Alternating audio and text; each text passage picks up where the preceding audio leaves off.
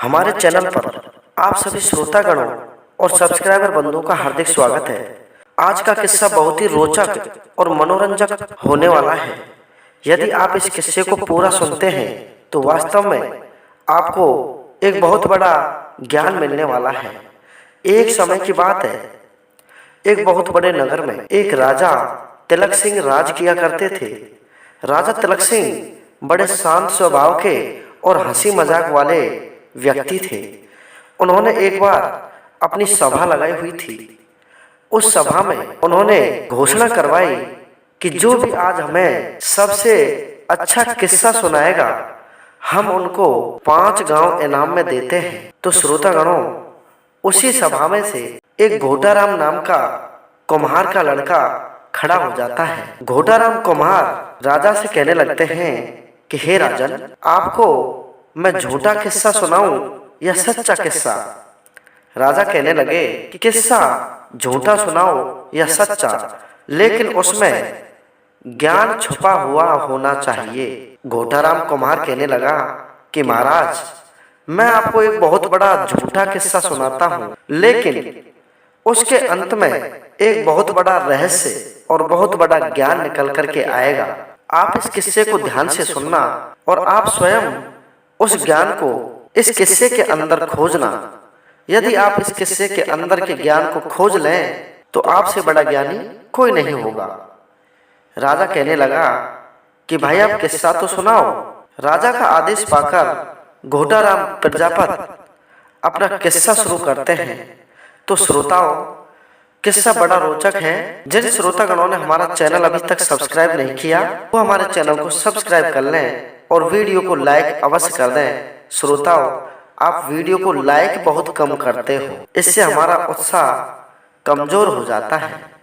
तो चलिए चलते हैं बात पर। घोटाराम कुम्हार कहने लगा कि महाराज, एक बहुत प्राचीन समय की बात है कि किसी नगर में एक ऐसा ऊंट रहता था जो अपने नगर से 84 कोस दूरी पर एक बाड़ी लगी हुई थी। उस बाड़ी में ककड़ी, खरबूजे, सभी प्रकार की तरह तरह की बेल लगी हुई थी। उन बेलों को खाने के लिए वो ऊंट अपनी गर्दन को बढ़ाता और पूरा उस बाड़ी में अपना पेट भर जाने के बाद में सुबह का वक्त होते ही अपनी गर्दन को वापस समेटता और 84 कोस दूर वापस अपनी गर्दन को ले जाता। इस बात को जब उस बाग के माली ने देखा तो बड़ा आश्चर्यचकित हुआ कि मेरी बाड़ी में 4 दीवारें लगी हुई है, फिर भी इसमें कोई कहां से घुस करके इसको खा जाता है।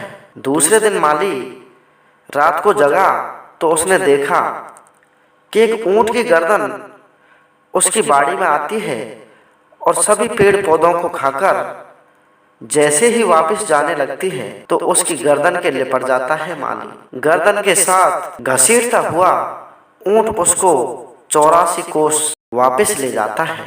जब 84 कोस दूर जाकर उस माली ने ऊंट को देखा तो ऊंट से कहा, क्यों भाई, आपको शर्म नहीं आती? 84 कोस दूर जाकर आप मेरी बाड़ी को उजाड़ देते हो। ऊंट को उस माली पर दया आई और कहने लगा कि मैंने अगर आपकी बाड़ी उजाड़ी है तो लो, मैं आपको एक तिल का बीज देता हूँ और एक बीज ककड़ी का देता हूँ। आप इनको अपनी बाड़ी में बो देना। तिल का पेड़ 63 हाथ का बढ़ेगा और ककड़ी की बेल 93 हाथ की बढ़ेगी, जिससे आप मनचाहा फल ले सकते हो। माली अपने हाथ में 2 बीजों को लेकर के वापस अपनी बाड़ी में आ जाता है और उन 2 बीजों को बो देता है। 2 बीजों को बोने के बाद में देखता है कि तिल का पेड़ 63 हाथ का और ककड़ी की जो बेल थी वो 93 हाथ की बड़ी हो गई। एक दिन उस बाग का जो राजा था वो हाथी पर सवार होकर के और उस बाड़ी में आ पहुंचता है। अपने हाथी को तिल के पेड़ के नीचे बांध देता है और उस बाड़ी में घूमने लगता है। तो देखता है कि बहुत बड़े बड़े फल उस बाड़ी में आ रहे हैं। उधर क्या होता है श्रोताओं, वो हाथी उस तिल के पेड़ के रगड़े लगाता है और तिल के पेड़ के रगड़े लगने पर पका हुआ पेड़ था, उसमें से तिल झड़ने लगते हैं और तिलों का इतना बड़ा ढेर लग जाता है कि हाथी उस तिल के ढेर के नीचे दब करके मर जाता है। श्रोतागणों, राजा ने देखा कि उसका हाथी तिल के नीचे दब करके मर चुका है, तो राजा को बड़ा आश्चर्य हुआ और दूर जाकर के बैठ गया। तभी उसे एक बहुत बड़ी ककड़ी दिखाई दी और ककड़ी को देख करके राजा ने अपने सैनिकों को आदेश दिया कि इस ककड़ी को काट दिया जाए। जैसे ही उस बहुत बड़ी ककड़ी को काटा गया तो उसमें से एक बहुत बड़ा दानव निकला और उस दानव ने राजा से कहा कि हे राजा, या तो आप मुझसे युद्ध करो, अन्यथा मैं आपके राज्य को छीन लूंगा। राजा उस दाने को देख करके डर गया और उसके सामने हाथ जोड़कर कहने लगा कि सुनो दाने, अगर आपके पास इतना ही बल है तो आप मेरे से युद्ध मत करो। एक दूसरे राज्य में एक काजलनाथ नाम का योगी रहता है, आप उस जोगी से अगर मल्ल युद्ध कर सको तो आप उसके पास में चले जाओ। राजा की बात को सुनकर वो दाना एक हाथी पर सवार होकर के दूसरे देश में निकल जाता है और वहां जाकर जैसे ही पहुंचा तो उसने अपने हाथी को एक बरगद के पेड़ के नीचे जंजीरों से बांध दिया और नगरी में पहुंच गया। नगरी में पहुंचकर वहां उसे एक कन्या मिलती है और उस कन्या से कहने लगता है कि सुनो कन्या, मुझे काजलनाथ जोगी से मिलना है। कन्या कहने लगी कि आपको उससे क्या काम है?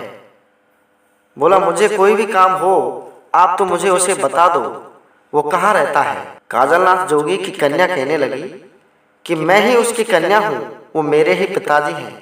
बोली, आपको उससे क्या काम है? दाना कहने लगा, मुझे आपके पिताजी से मल्ल युद्ध करना है। कन्या बेचारी कहने लगी कि आप जरा बैठिए, मैं आपको पानी पिलाती हूँ। दाना कहने लगा कि मुझे प्यास नहीं है, लेकिन मेरा हाथी गांव के बाहर बरगद के पेड़ के नीचे बंधा हुआ है, आप उस हाथी को खोल करके ले आइए। श्रोताओं, उस दाने ने उस हाथी को इस तरीके से बांध दिया कि कोई उसे खोल करके ना ले जा सके। जब वो लड़की उस बरगद के पेड़ के पास में गई तो उसने काफी कोशिश की, लेकिन जब वो हाथी नहीं खुला तो उस कन्या ने उस बरगद के पेड़ को उखाड़ करके अपने एक कंधे पर रख लिया और दूसरे कंधे पर उस हाथी को बिठा लिया। घोटाराम कुमार किस्सा सुना रहा है राजा तिलक सिंह को कि महाराज, उस लड़की ने एक कंधे पर तो बरगद के पेड़ को रख लिया और दूसरे कंधे पर हाथी को रख लिया और दोनों को ले जाकर उस दानव के पास में छोड़ दिया। जब दानव ने देखा कि इसकी कन्या इतनी ताकतवर है तो इसका पिताजी वास्तव में बहुत बड़ा ताकतवर होगा। दाना उस लड़की की हिम्मत और ताकत को देख करके डर गया। इतनी ही देर में काजलनाथ जोगी वहां पर आ जाता है और काजलनाथ जोगी उससे कहने लगता है कि आप कौन हो, क्यों आए हो? दाना कहने लगता है कि मैं आपसे मल्ल युद्ध करने के लिए आया हूँ, मैं एक बहुत बड़ा बलशाली दानव हूँ। जोगी कहने लगा कि आप मेरे से मल्ल युद्ध तो कर लोगे, लेकिन हम दोनों में से जीतेगा कौन, इसका निर्णय देने के लिए यहाँ पर कोई नहीं है। तभी क्या हुआ श्रोताओं, वहां होकर एक बंजारन अपने पति बंजारे को कलेवा देने के लिए जंगल में जा रही थी। तो काजल जोगी ने उस बंजारन को रोका कि सुनो, हम दोनों में एक बहुत बड़ा मल्ल युद्ध होने जा रहा है, आप इसका निर्णय हमें दे देना। बंजारन कहने लगी कि मेरे पास में इतना समय नहीं है कि मैं आपका मल्ल युद्ध देखूं और उसका निर्णय करूं। तभी उस बंजारन को वहां पर एक 700 हाथ लंबी मेज दिखाई दी। श्रोताओं, एक लकड़ी की मेज होती है जिसे खेतों में उपयोग में लिया जाता है। उस मेज को अपने कंधे पर उस बंजारन ने रखा और उन दोनों से कहा कि आप दोनों इस मेज के ऊपर खड़े होकर मल्ल युद्ध करना और मैं रास्ते में चलती जाऊंगी और आपकी छाया को देख करके जो भी नीचे गिरेगा उसका निर्णय मैं आपको बता दूंगी। श्रोताओं, उस बंजारन के कंधे पर 700 हाथ की एक मेज थी और उस मेज के ऊपर दोनों मल्ल युद्ध कर रहे हैं और बंजारन चलती जा रही है और छाया में उन दोनों की परछाई थी, उसमें उन दोनों का युद्ध देख रही है। घोटाराम कुमार राजा तिलक सिंह को किस्सा सुना रहा है। श्रोताओं, बहुत ही ज्ञान का किस्सा है। आगे क्या हुआ श्रोताओं, जैसे ही वो बंजारे के नजदीक पहुंचती है तो बंजारा उस बंजारन को देखता है कि ये कोई डायन है और इसके कंधे पर इतना बड़ा लकड़ी का मेज रखा हुआ है और इस पर कोई दाने युद्ध कर रहे हैं। ये तो मुझे आज मार ही देगी। उस बंजारे को डर लगा और उसके पास में 1100 गाय थी। श्रोताओं, 1100 गायों को देखकर बंजारा सोचने लगा कि अब तो ये डायन मेरी गायों को भी खा जाएगी और मुझे भी खा जाएगी। लेकिन श्रोताओं, पहले के जमाने में जो बुजुर्ग व्यक्ति होते थे वो 2 धोती रखा करते थे, एक नीचे पहनने के लिए और एक को कंधे पर रखते थे। उस बंजारे ने अपने कंधे पर रखी हुई धोती को बिछाया और अपनी 1100 गायों को उस धोती में रख करके और एक पोटली में बांध लिया। पोटली में बांधकर और जंगल की तरफ भागने लगता है। जैसे ही वो बंजारा उस पोटली को अपने हाथ में लेकर दौड़ लगाता है तो क्या हुआ श्रोतागणों, आकाश मार्ग से एक चील जा रही थी और उस चील ने सोचा कि इस व्यक्ति के हाथ में कोई ना कोई खाने का सामान है।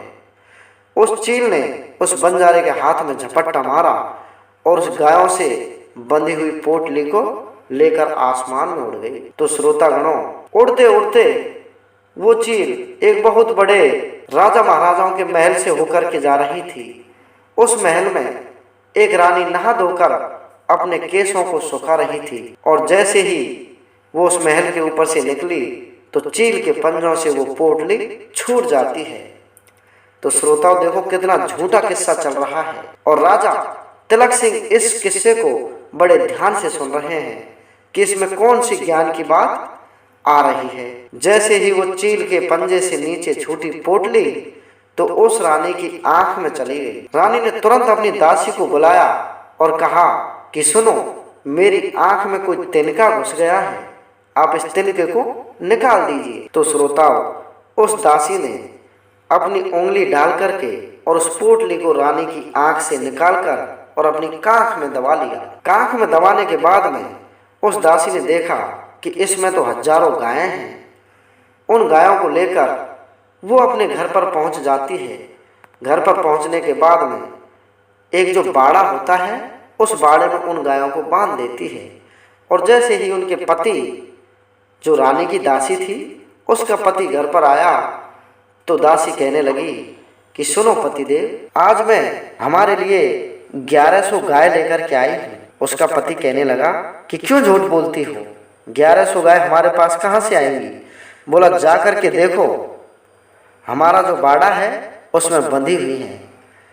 उस दासी का पति जैसे ही उस बाड़े पर पहुंचा तो उन 1100 गायों में एक बहुत बड़ा सांड रहता था। वो सांड उस बाड़े को कूद करके और जैसे ही उस दासी के पति के पास में आया तो डर के मारे उस दासी के पति का पेशाब निकल गया। पेशाब इतना निकला कि एक बहुत बड़ी बाढ़ आ गई, एक नदी की तरह पेशाब बहने लगा और सारी गाय और वो सांड उस पेशाब में बह गया। राजा तिलक सिंह जो घोटाराम कुमार से ये किस्सा सुन रहा था, इतना सा किस्सा सुन करके और भड़क गया।